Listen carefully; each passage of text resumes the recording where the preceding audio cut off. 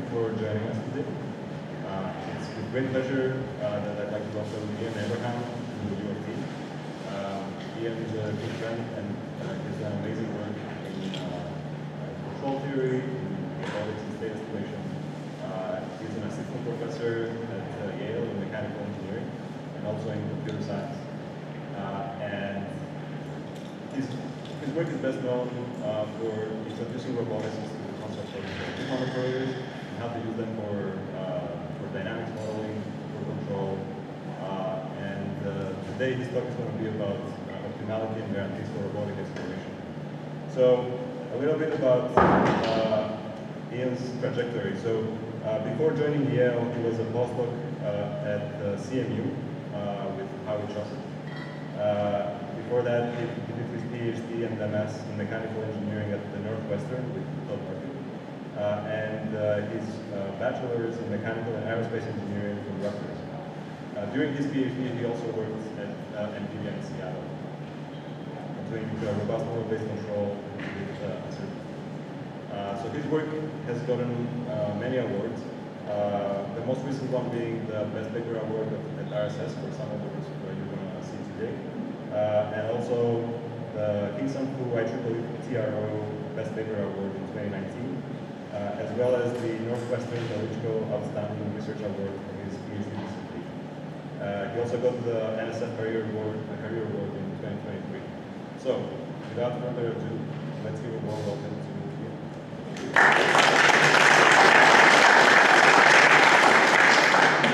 All right, can everyone hear me?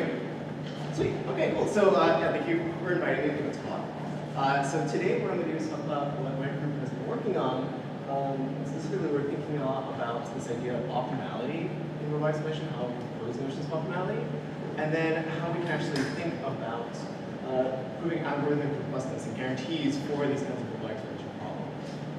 Okay. And so during my talk, by the way, if you have any questions, feel free to shoot them and ask me. Happy to answer during the talk. So what I'm going to outline this talk is first talk about the motivation of this work, and specifically we're going to talk about robotic exploration. I'm going to talk about a little bit about background and early work I've done in this area, so what this work I'm interested in is sort of providing to that research.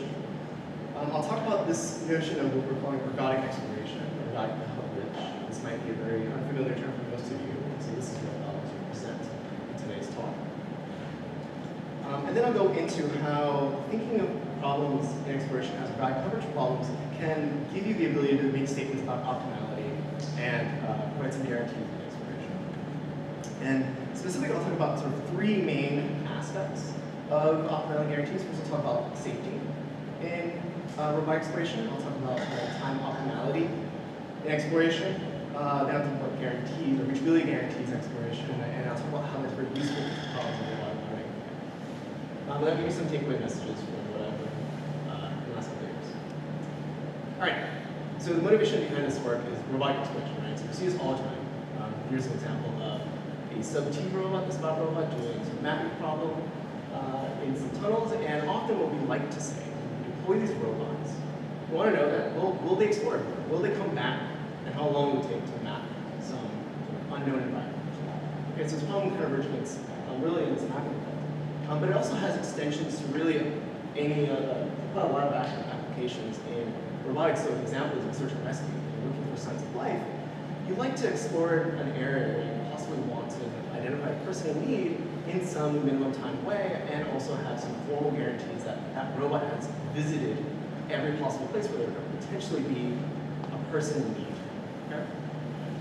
We also see this in environmental monitoring, as robotic exploration shows up, where what we want to do is perhaps think about long-term events that we want to monitor, so some wildlife monitoring, for instance, or check out forest fires. And we sort of need to know that the robot's going to visit everywhere of interest with some policy guarantee. In doing so, it's able to do so in a time, or maybe in long periods of time. So the robot needs to explore perhaps events that span maybe a couple hours. We like to know how long it would take that robot to actually generate that information. Some of the stuff I'm interested in is also in space and ocean exploration. When we deploy these robots, humans often are not going to be in the mix. We're deploying them and we hope to God that they'll come back. Okay? And so one of the challenges here is when we deploy these robots in these sort of extreme environments, we really hope that the robot will come back. If we have some algorithm guarantee that the robot is doing this kind of exploration, that it will eventually come back. And then also, in robot learning, having robots explore for data and interact with the environment is also pretty important. We want robots that can generate data that's useful for learning tasks. Okay, I'll talk about that towards the end of what I'm talking about. All right, so sort of background, how people solve these problems of robotic exploration. So problems of exploration. So the way you can often formulate this is that you want to get a robot to visit places of interest and just collect data, right? It's effectively what we want robots to do. So there's a lot of different things you want to consider in this problem exploration. You know, what's the data? Can that robot actually determine where it should go based on its sensors? How does that robot actually get to that place that it would like to go? And how does sensor feedback actually help the robot sort of guide exploration? These are all very well-posed problems, but the thing that interests me the most is these questions. Specifically, can we guarantee that that robot visits the places we define a priori? Okay? And in certain situations, yeah, it's guaranteed, but in continuous unstructured spaces where the robot is sort of rolling around some dynamics, we often can't have those guarantees. We want to figure out how long does it take for that robot to visit the environment. And in the process of exploring, can we guarantee the safety of that robot? Okay, so the way that most people solve these kinds of problems, this will be an overview for the field. The first way is really this problem of coverage. The idea is we're going to grid up the space we'd like the robot to explore, and then generate some lawnmower path through that space. And so we'll solve it as a traveling salesperson problem. Okay, so the path robot takes will have to be based off where we want the nodes over some grid. Now this is nice. We can prove things like, you know, completeness guarantees that you're going to visit, you're going to have a path that visits each of these nodes, but often you're defining this over a finite way, which means you don't get this infinite resolution where you would like to have this maybe, for instance, a tunnel, or in some situations where you're trying to have a search and rescue robot go through rubble. You can't often just place a grid on these unstructured locations, so you need a little more internal notion of exploration coverage. Not only that, but we often use methods to consider the dynamics of the robot. So it's very difficult to incorporate certain guarantees like safety. So later on, some people have thought about this from the perspective of your sensor. So viewpoint synthesis is an example. So the idea is that you have a camera and you would like to actually maximize where you place that camera so that the robot explores the space completely. Okay, so the idea that people often do, and the way they solve these problems is first the same thing with the coverage problem. You discretize and then solve for the path that maximizes the utility of that camera view. You can often formulate this as a TSP as well. Okay, motion in this case is really defined at a low level, so you're really hoping the robot can get to these points. And in this case, most recent works they've often defined the grid on the grids in some variable dimension. So we'll often think about very fine exploration in the context of a very coarse grid overall. But you still define the problem over a grid. So this doesn't scale well. Imagine trying to find a keyhole in this big room right over here. That's not a well-posed problem. It's going to be kind of challenging to solve, right? The skills are a bit disparate. So it's really hard to actually think about guarantees in this case. People then extended this kind of work based off of maximizing the event that sensor actually gets a data point, so it's like a sensor event. And so in this case, we're going to think about coverage of the sensor. So we think about what's the footprint of that sensor, and can we maximize that footprint so that it comes as much in the air as possible. These methods are often order-based or cellular decomposition-based. They're quite nice because you can still define the problem over continuous spaces, but you're still grading up the space based off of your sensor footprint.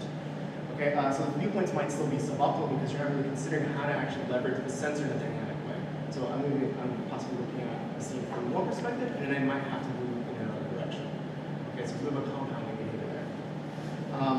The other downside is that these methods often require more than one robot for it to have full coverage of their space.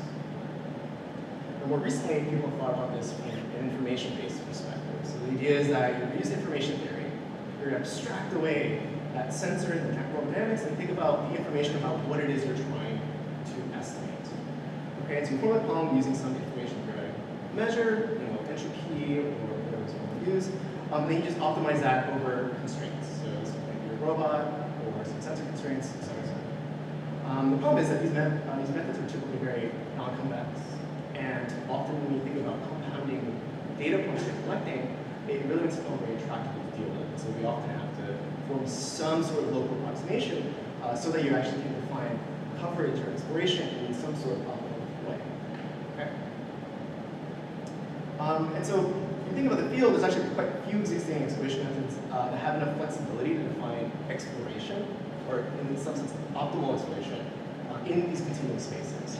And so what I was interested in is, could we form these guarantees and optimal conditions for general exploration problems, where we're not dependent on where you define the space, what your sensors are, and how you define information. Okay? So the way we do this is use stuff. We think of the problem as a coverage problem, specifically a ergodic coverage problem. And so I'll tell you sort of what this is.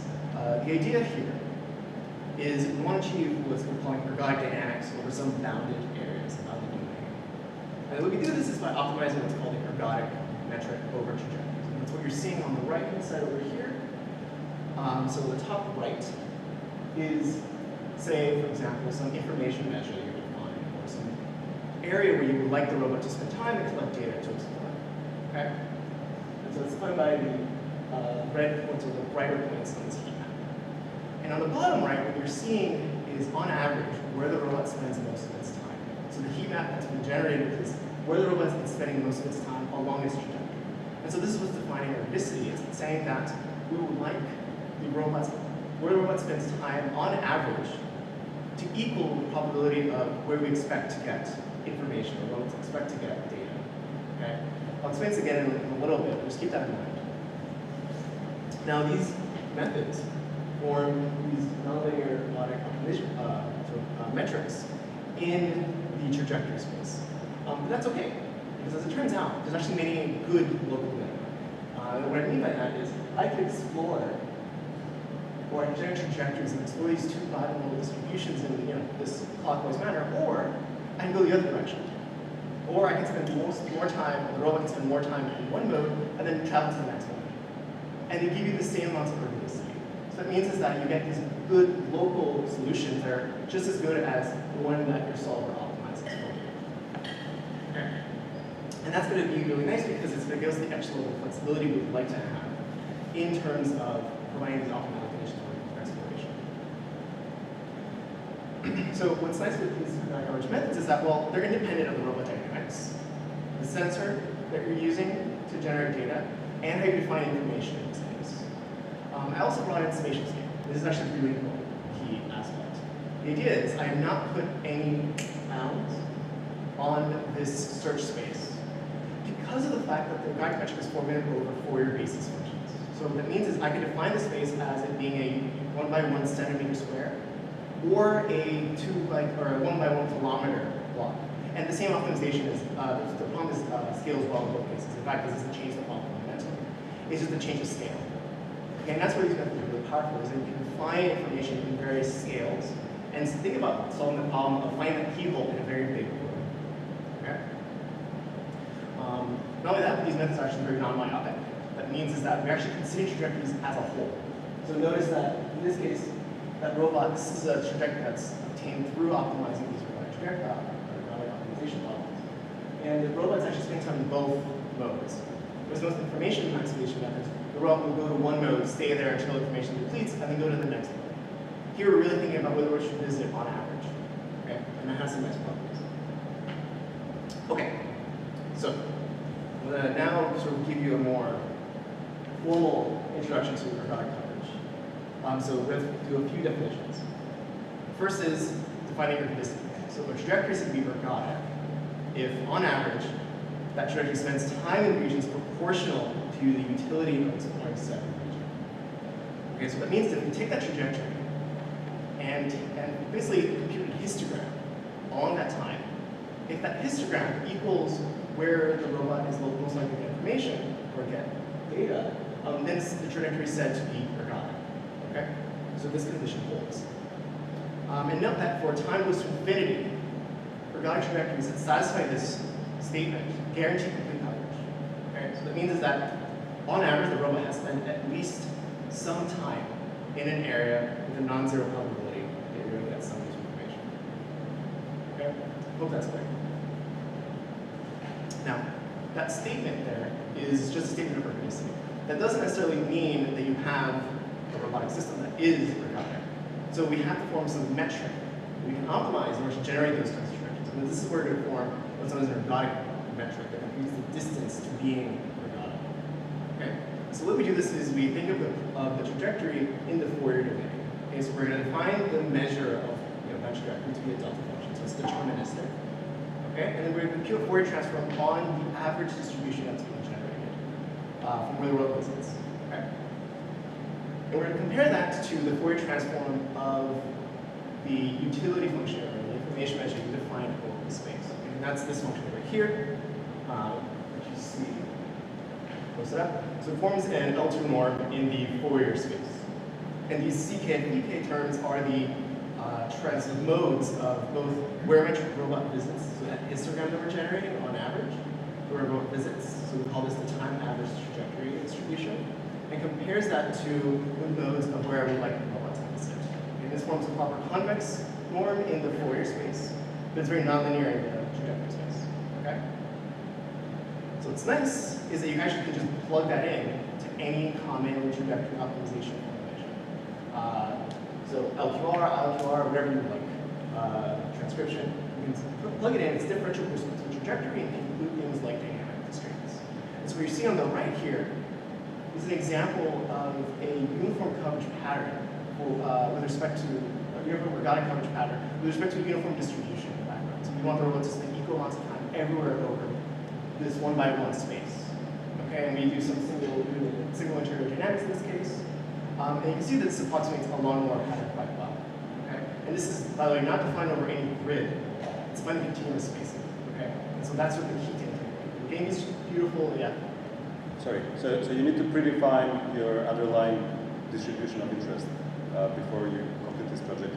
Yeah, that's correct. Yeah, so you do need to define that information, whatever your underlying distribution is, whatever it means a priori. And you also have to be able to take the Fourier transform. So this is the integral. Not only that, we also have to assume reachability. Right? Reachability and controllability, really, within that bounded space. Right? Again, this space doesn't have to mean anything. This could also be the space of an end effector, right, on a table. And that's fine. Yeah.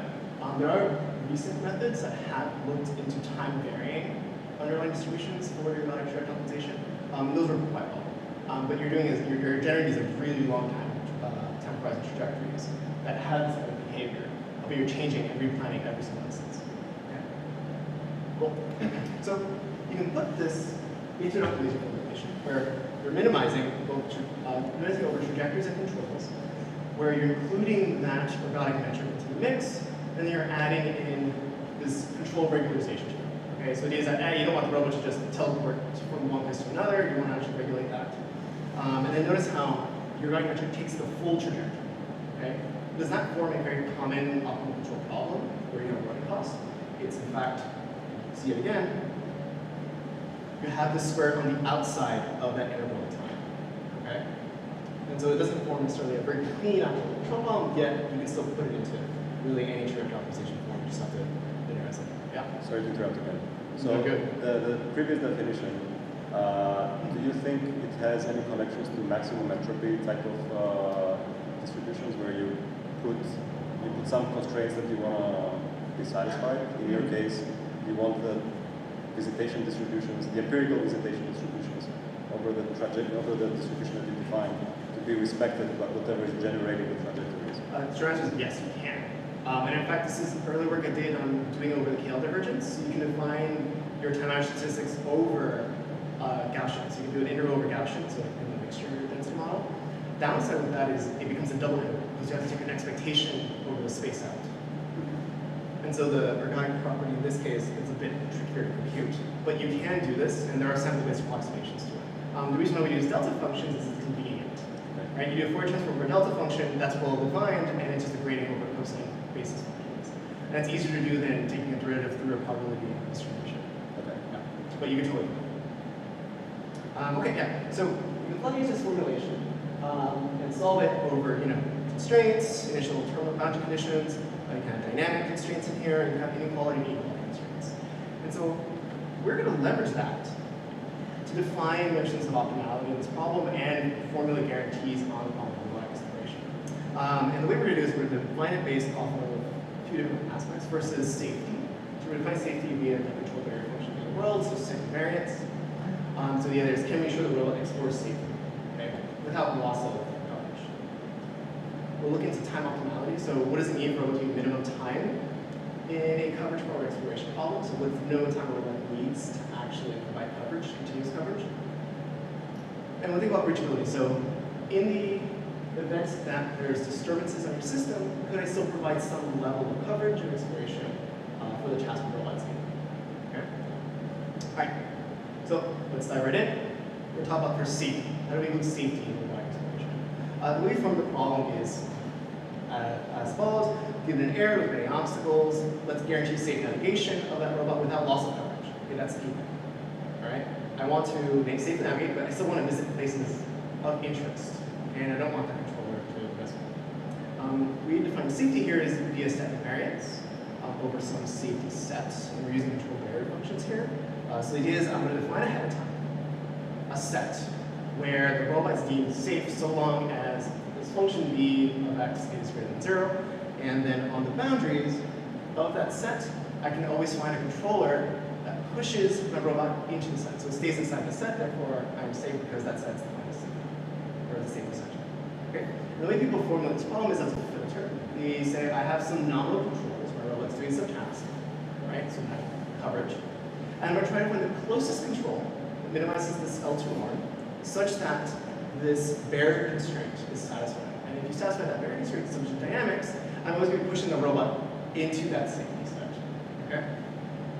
Now, there's a bit of an issue. It's a filter. So what that means is that you're going to be overriding a possibly useful action right now, or at the current instant, in order to maintain safety. Okay?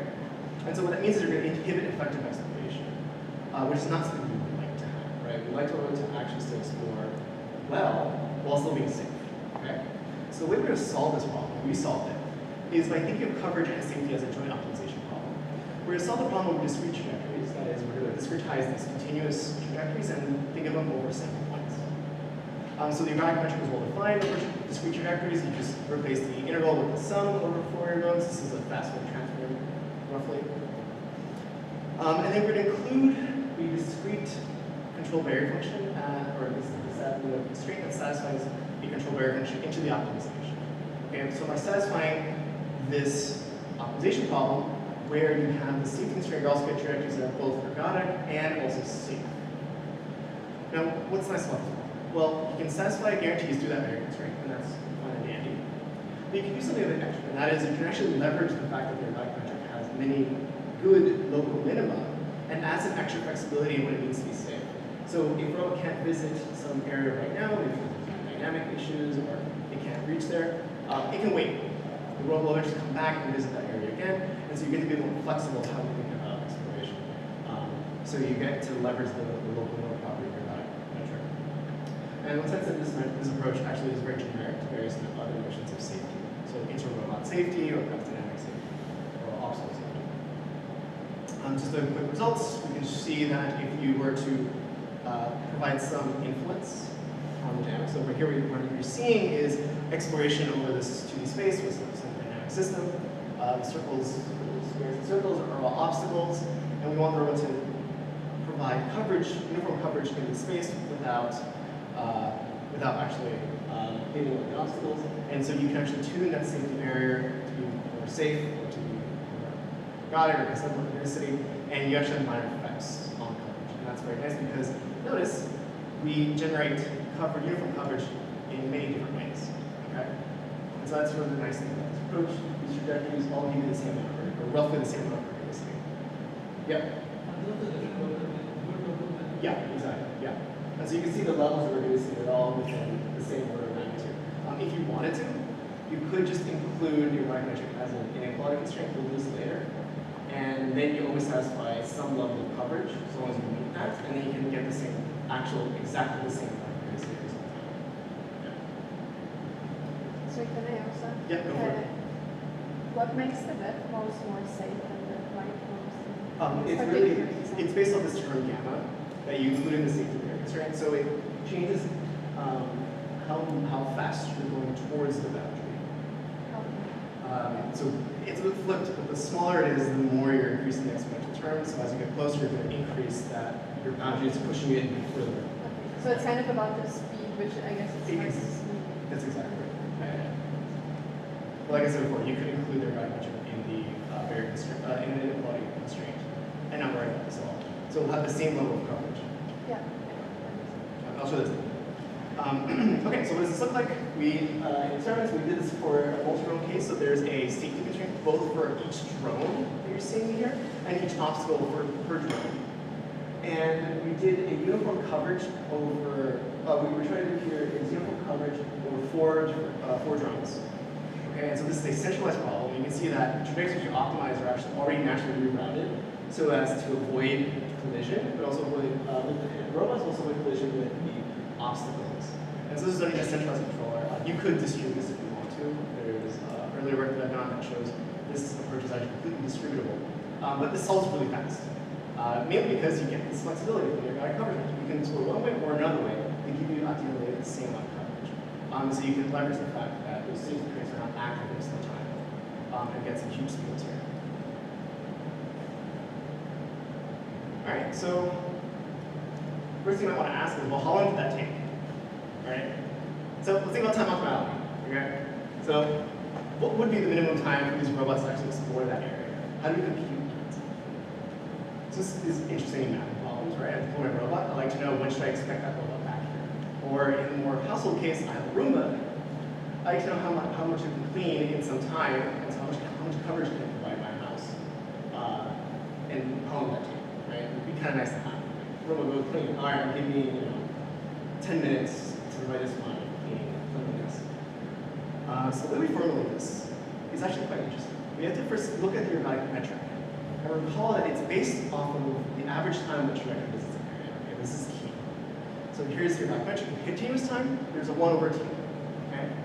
So the other thing we need to consider is that the actual metric itself is calculated over a Fourier spectrum decomposition. So what that means is you're spreading information uniformly throughout the space. Okay? So when you're thinking about coverage here, you are going to be evaluating where you would like to explore based on the spectrum. Okay? So what that means is one mode actually accounts for the whole space. Okay? And so we're going to use that knowledge, and this is usually over here, to promote actually uniform coverage with respect to where you would like to explore.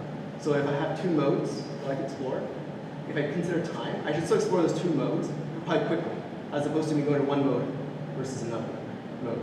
If that makes sense. So what's nice here is that if you notice that the metric, because of this, it's also inversely proportional to time. So it acts as a constraint to lower bound time. Okay? So if you were to just to minimize your ergodic metric over time, the problem will go back to you will have the original solution where time is infinity, right? Because you need infinite amounts of time to actually explore. Okay? And so this is key, because we can actually use this and write the ergodic metric composition problem as a minimum time problem where we think of your ergodic metric as a constraint in this case. So it acts as a lower bound and it pulls up. If you upper bound the ergodic metric, it acts as an exact constraint and you have inequality here. Especially if you formulate the problem as a minimum time problem, which we do here. So he has minimize time, substitute those dynamics, equality and inequality constraints, safety if you want to. And we're going to do this with respect to an upper boundary ergodic metric. Okay, so we're going to look at the ergodic metric and then upper bound it as a number, and what that does is it actually pins time in this case. Okay? And that's key to solve this problem. Yeah? When you do, this is basically like a minimum time control problem. And whenever we deal with it, like when I dealt with the driving, you have like automatic bang-bang controllers arising. That's exactly right. Is that happening for you as well? Yeah, in some cases, yeah, it depends on the level of coverage. So here's where it doesn't go. When you'll see this in a little bit. As you reduce the upper bound and as it approaches 0, time exponentially increases, right? It's 1/t squared. Yeah. So the exponential increase in time. So the solver will try to give you more and more time until your robot slows down. And you spend more time in areas where you like to spend time because to be ergodic, you need to spend a lot of time in areas, right? The proportion to where you visited. And so you actually get an interesting effect where if you really sort of put a higher upper bound on the ergodic metric, you get bang-bang control. as you reduce it, you slow down, and it slows down proportional to where you would like to spend more time.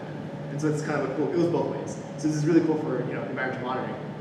If I want to really make sure I'm exploring an area, it'll give me a very long time to explore the area. And that's sort of the cool benefit here. The thing is, solving is actually quite hard. It's a minimum time problem. You can show optimality conditions exist using the maximum principle, but they're pretty hard to compute because maximum principles are quite challenging numerically to solve, especially when you're dealing with cases where time can actually end up being infinity. So you have to be a little bit careful here. So the way we solve it is using, we transcribe the problem over discrete knot points as a direct transcription problem, and then solve the problem based on the KKT optimality conditions.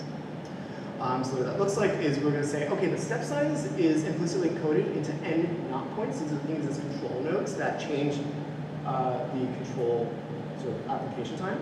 Okay, and time is implicitly defined here over these n points. And dt is defined that. It's defined there. And then you're going to transcribe that trajectory over these knot points. Okay. So here we're using Euler integration. You can use RP4, whatever. I was just trying to split here, so I use Euler. And then you're going to compute your Ergodic metric over these discrete time trajectories. Okay. So what does this look like in application? So this is a case where you're looking at providing coverage to these 4 high information areas, whatever that means for you. And you can see here what I'm showing is these trajectories going from very coarse, so the upper bound is actually quite high. So the robot wants to spend time very quickly between these points. And as we reduce that upper bound and approach 0, the robot's going to spend more and more time, more thorough in those areas where there's high information that we would like the robot to collect. So here's a coarse trajectory, and then as you bring that metric down, or the upper bound down, you get more and more coverage. Okay? Yeah? That example there, is it, like one could say that it might be better to travel directly to each point? I guess that's what happens when you really reduce. Yeah, okay. You increase upper bound. It'll go to those points. Right, that's right, okay. So the reason that it's curving, like in the second part of the trajectory, where it's visited the 2 points, it curves back because it's trying to stay close to that first point? Yeah, the idea there is that, the reason why it doesn't visit back a little bit, is that there's still non-zero probability here, right? If you really wanted to make it 0 probability, you can force it down, but there hasn't been coverage here. So ideally also, if you get more time, you also spend time very long. Okay. Yeah. But it's not right. You can also do this for a uniform coverage case where we have obstacles, so safety constraints here. And what you're seeing here is the same idea of coverage in the case of uniform coverage with these obstacles. And what I'm showing you is a very coarse coverage trajectory, and then I'm pulling it down and being more and more thorough in how that will explore. So you can kind of see the evolution. Here's a very coarse trajectory, just real quick. Then it starts spreading itself out, spending more and more time within each nook and cranny of the space. And this is done with the same optimization. We're just changing one single parameter, and we're also getting the minimum time. So here you can see with very coarse upper bound, you get about 6 seconds, and then as you reduce, or 8 seconds, excuse me, and as you reduce it, that time starts to blow up and approximate that infinity. Yeah? Sorry, is the magnitude of this upper bound the same for these problems? Like, no. What are This, the units of it? that's a really great question. We're still trying to figure out what an appropriate unit is for this. They're spectrum nodes. So it doesn't really mean much unless you think of it as frequencies of your robots, where the robots spend time. It's a bit hard to think about. We don't really have a good way to describe these units. And so it's a lot of like plug and play. You sort of tune in and you look at, all right, do I want that kind of coverage or I want a different kind of coverage? Or you look at time, how much time we left in the lake, and then you tune the upper bound back. But it is a bit hard to do this. We're working right now on some proofs to kind of relate the final time to that upper bound in the works right now. So hopefully we'll have something within the end of this year. All right, so here's an example of a robot. This here is a thorough minimum time search. So I upper bounded the metric to be pretty tight, close to 0, and then you can see here that robot's spending a lot of time uniformly exploring this constrained area, visiting these places, taking its time. This was solved in about 32 seconds. Here we're using pretty well-modeled constraints for the robot, those velocity constraints, control constraints, and dynamic constraints. You can see the robot tracks it quite well. One question you might want to ask is what happens when that information density changes? You have to recompute the problem. That's what I do. doesn't make sense to have minimum time in an exposure case where something changes, because then your path might be completely different in one case versus another. We can also then show that you can get the same kind of, or nice kind of trajectories in a course, so you can speed it up. Okay? And in this case, we've relaxed a little bit that upper bound, and so spending time in where it needs to spend time, really taking, or really trying to make sure it solves it quickly, and it gives you some level of coverage pretty quickly. Okay? So a bit more course about how it explores. Yeah. Sorry, just based on what you said, in the current framework, you wouldn't be able to have some boundaries that you don't know a priori, that you like as you explore you find. You have to resolve the whole problem. Yes, exactly. Yeah. Well, yes and no. So you could resolve the whole problem. There's a nice trick you can do is, as long as you have an invertible map. So let's say you're here with a broken arm, and say your current space is something block here, and you realize as you're exploring, oh my god, there's more information here. You expand like that. As long as you can project that trajectory back to the robot into the world frame or some space that's consistent, I can always project it back down to the new map. Okay? And so you can at least warm start the problem. It's a bit of a weird mapping you have to do, but you can do that. We haven't done that just yet, and that's sort of what we're thinking about right now. So what if you don't know where we need to explore? How do you still compare these kinds of behaviors? Yeah, but if you found a new obstacle, let's say, then you would get a new barrier constraint. You could do that, yeah, exactly. Okay, so what I showed you really quickly was that robots, generate these trajectories, but what happens when those constraints are wrong? Okay? Like, what if I model the robot incorrectly, or what if there's some external disturbance? How do I still achieve this level of coverage for this kind of ergodicity problem? So can we guarantee coverage fidelity under these dynamic disturbances?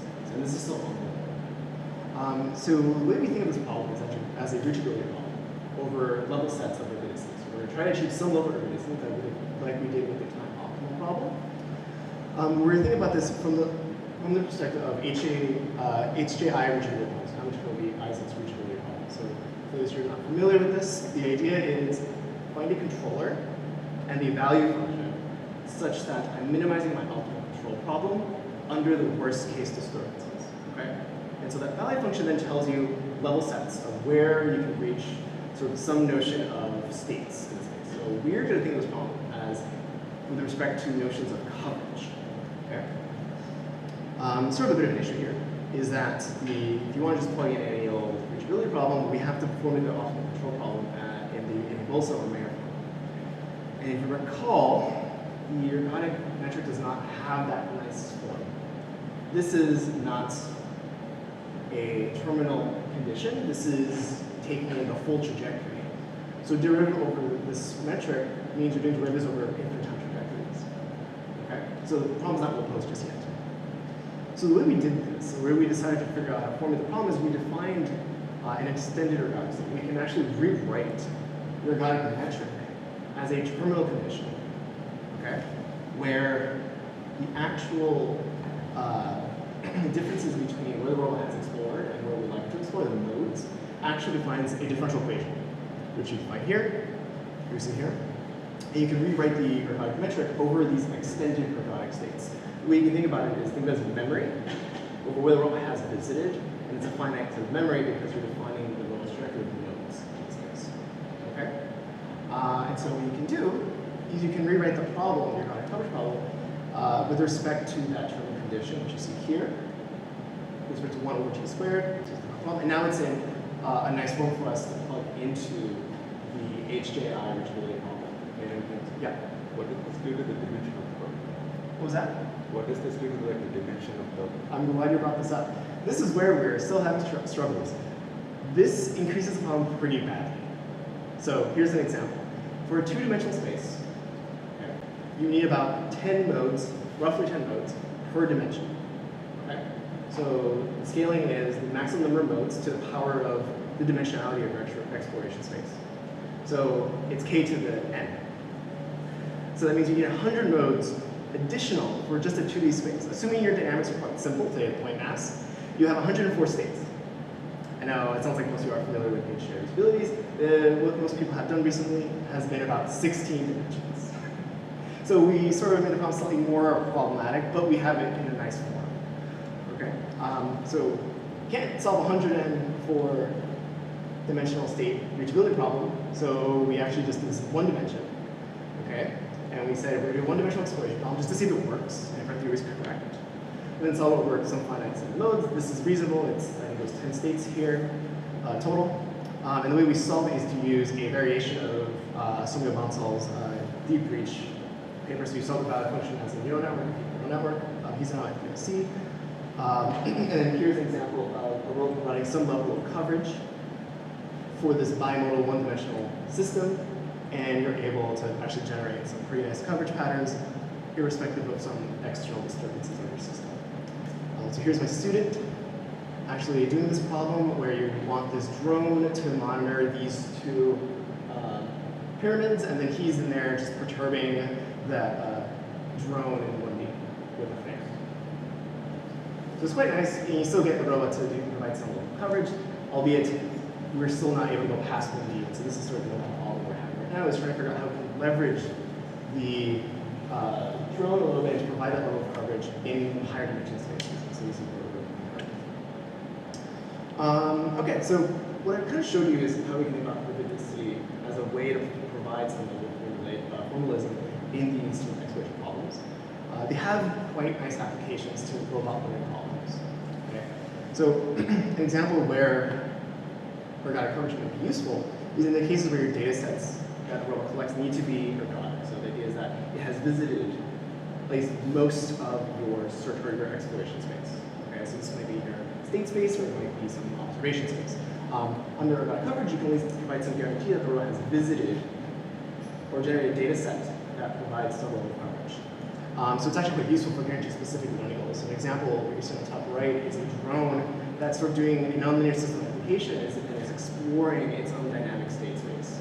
So you can see you can generate these really nice compounding behaviors. So the robot's generating these nice coverage patterns while still being upright and stable. You can also use it on the bottom right, where this example of a robot interacting with sand. And you want that robot to provide a decent level of data, a decent data set that provides more coverage over how that robot interacts with sand. It's also quite useful for cases where your reward functions or your interactions with the environment are sparse. So in the top right example, what you're seeing is a case where a robot is localizing this map through pure contact. The reason why it's nice is that your controllers actually encourage exploration when you don't know anything. If you assume you have coverage, robots going to explore everywhere until eventually there's a contact, and then eventually you can resolve the uncertainty about where the world is through this approach. Recall that this is independent of how you put information, so as long as you can integrate that, you can generate these nice complex coverage patterns. And so shown on the right here is an example of a physical robot mapping for its environment, and then using that map which is generated to localize itself as its transfer, or those environments transform. You can also use this where you need some level of dynamic flexibility. So what I mean is that when exploration really has to consider the dynamics of the robot. So in this case, here's a pendulum, and you want to start with the pendulum. We can only generate data points of this orange function when it's upright and stable. And so in this case, we're thinking about leveraging those dynamics in order to get that robot to visit areas of high information, which you're seeing. So what's nice here is you can actually think about data collection from the more dynamics perspective, and that's quite convenient here. All right, so some takeaway messages. Problem formulation matters, and this is something that I've learned in the last couple of years.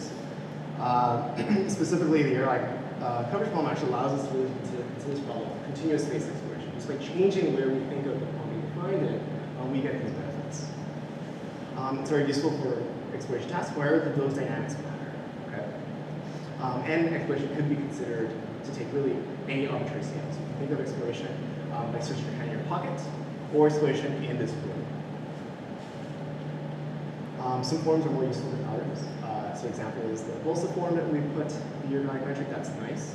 However, it may not be useful for solving HGI, so we have to reduce the problem. This quite convenient here. Adding complexity can actually lead to more insight in contrast to actually being more simple. Adding some complexity does give you some more interesting nuances. So example, the addition of time and dynamics and coverage gives us more ways to think about optimality in exploration, what that means for a robot. Such as the augmenting the state variables, they actually give you more information about what a robot has visited. If you think of the problem slightly differently, and it can give you new ideas about how to think about guarantees for robotic exploration. So what we're doing, what our group is doing, we're thinking about guaranteeing coverage over uncertainty. So what happens when I don't know about the world? Can I use these kinds of guarantees and coverage to make trajectories that actually do resolve coverage? Do resolve uncertainty. And also thinking about actually scaling these explorations to more complex domains. So an example would be when we're not including spaces, meshes, for instance. It's very useful for inspection and whatnot. All right, so this is sort of briefly on my talk. So I'd like to actually explain my students who have worked on this problem. And have any questions. Oh, and NSF and Yale University as well. Thank you.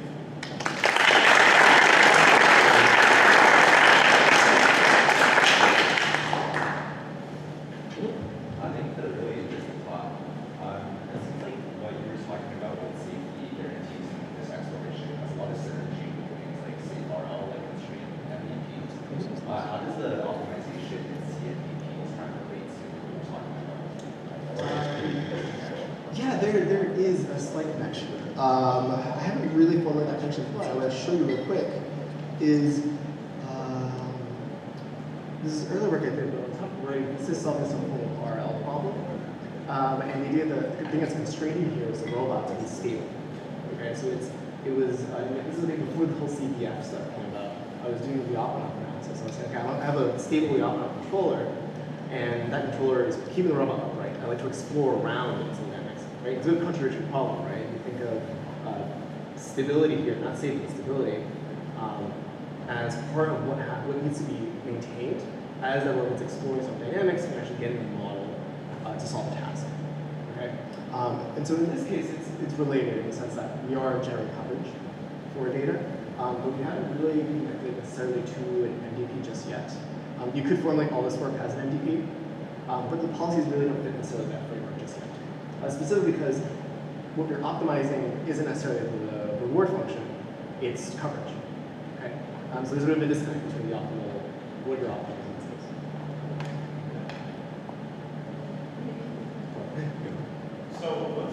So say I have something like a Gaussian process, like a surrogate model, and it's measuring both the expected improvement over uncertainty in a spatially and time-varied environment. What's the advantage of using that distribution and formulating like the ergodic control problem? That's a really good question. So you could plug that into the ergodic problem. If, let's say, it's really hard to compute, if you can take a Fourier transform of it, take over samples, for example, you can generate trajectories over those samples that are ergodic. So that means is that you're taking, the way I always think of it is it's the worst case strategy, assuming what data you're going to collect is going to be wrong. So an example is, rather than just going to the peak of high information, I'm going to actually spend time there, but also give you paths where the robot is trying to always collect data around that maybe probability measure that you've computed. Okay? So it gives you a bit of a sort of backup plan. Like, in case this is wrong, I'm going to collect data nearby just to make sure my hypothesis is correct. Okay? You could solve the problem as is, and in fact, what we've shown is that within short horizons, you approximate your problem without having to do derivatives or gradients through the Gaussian process. Also, you can sample it and compute a Fourier transform. You can solve this problem and approximate in the short time horizon information maximizing strategy. If you increase the time horizon, you're going to go explore everywhere else. Hope that answers your question. Yeah. Okay. You got a question? Yeah, new question. Oh. Yeah, I was wondering. I didn't understand why you do smoothness in your input for when you formulate your first ergodic structure problem. Your first formulation, you had this like the rollover smooth. Yeah. Exactly. You don't need it. In fact, time optimal stuff, you didn't use it. Yeah, because there it didn't appear anymore, right? It doesn't appear. In that case, you don't have to use it. I sort of put it for safekeeping, just in case. I do like to smooth trajectories. You don't need it. The theory, everything would hold. Everything would hold, yeah. What you do want to do is at least constrain your controls. Yeah. Right? So at least they're bounded. Yeah. Because if they're not bounded, you're just going to teleport to wherever you like to. That's why it's kind of nice just to keep it smooth and minimize it, but you could just hide it up or down. And that's what we do with the time optimal. We just said it's bounded both upper and lower, and we solve trajectories that way. So we don't have to worry about doing control for it. Yeah. And can I add one more question? Okay. So when you think of like exploration in terms of visiting places mostly, but you also briefly mentioned here the learning part, and that you can also do exploration like in the observation space. Because I guess if you have like it's an example like a front-facing camera, like going in a place doesn't mean that you actually explore everything. So is that something that you have looked into, or like could you comment on? Yeah, so one of my students actually submitted, or we presented a paper at IROS about doing coverage with respect to images. So the idea is we use the image and then say, okay, let's use that image to create information that's guided by what we want to do. This is stuff we did with the Mars rover. And there the idea we wanted to do is, if we're looking for rocks, we want to make sure that we provide, at least that massive engineer, some guarantee that, yeah, I've looked at all the rocks in space, right? And so we did it in that case. We are working on other ideas where we're thinking about projecting the problem onto manifolds, where you sort of say, oh, all the complexity of let's say, for instance, a new system ID, right? I want to project all those states onto maybe the energy Hamiltonian of my system and do exploration on that Hamiltonian, right? So you're thinking of things coverage in a one-dimensional energy space, and then initially it's a little weird, you could do it, right? And so you're exploring all the energy levels of your system, right? And so that's sort of a case where you could just change the definition of what you want to.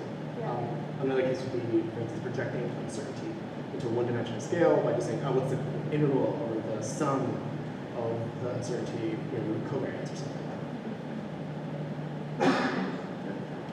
You have a question?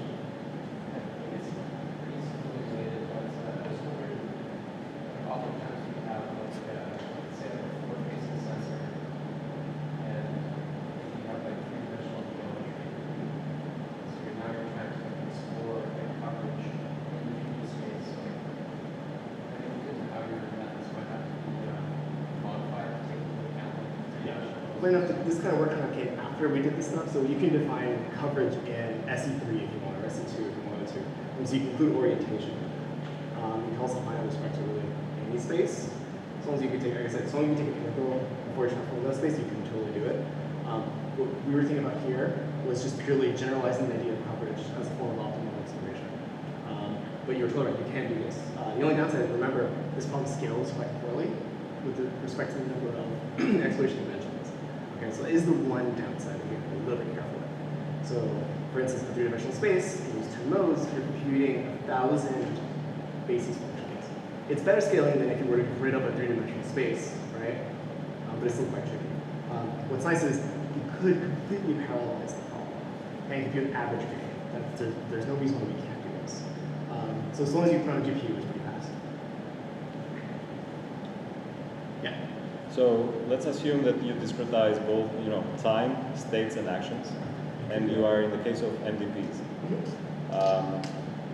You can formulate reinforcement learning in MDPs by learning policy and value function, but you can also, in a linear program, but you can also take the dual of that linear program to search for the stationary distribution and the policy. And I'm wondering, since you already have the desired stationary distribution, if you can get that back to the primal version to get a policy and the value function from that fixed distribution that you have. Possibly. I haven't tried this, but I'm totally happy to chat with this. It seems interesting. I think you can. Okay. I guess going back to the big issue is scaling the problem. So again, going back to what you can do is you don't have to define you don't need a GPU to solve it. You can actually use the metric over continuous, so like a K-level computer, like a measure in this case. It would be a metric, it would be a measure, and you just take samples. You can extend that pretty high, to pretty high dimension systems. Like that drone, for example. You're exploring in the fold with 12 degrees of freedom there. Okay. And so here we're doing it sample-based. You can totally do that. Yeah. So yeah, I'm happy to try that. It seems interesting. I haven't done it. Yeah. Yep. Say that again?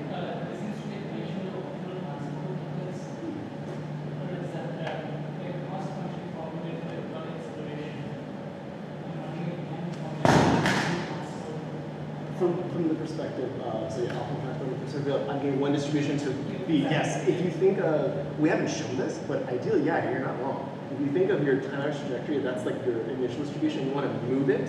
So imagine you have an initial trajectory, like this is where it spends where the robot spends most of its time. can I move that trajectory towards the whatever you would like it to be? Yeah, ideally, yeah. I mean, that's you saw in the beginning. That's kind of exactly what we did. You could show the evolution of a trajectory over time, and that could be the optimal transport. Totally. We haven't made a connection, but it can be done. You can just shoot through that. Yeah, that's really interesting. Yeah. I think the case here is if you're, no, yeah, you can totally do that.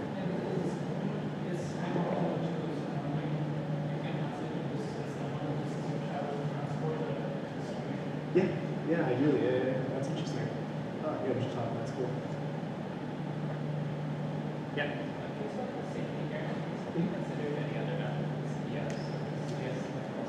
We did the optimum, control the optimum. We're doing reachability. Those are two levels of safety for reachability. Yeah, the optimum is just when CBS can hold point.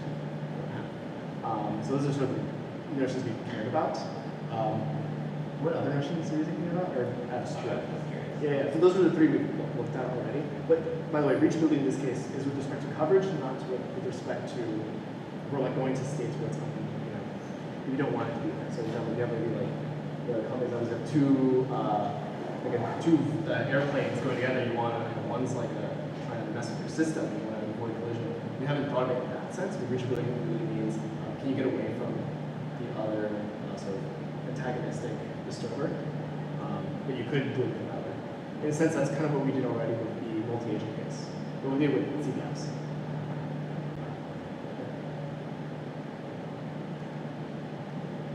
Any other questions? All right. Cool. Let's land the plane. Let's start here.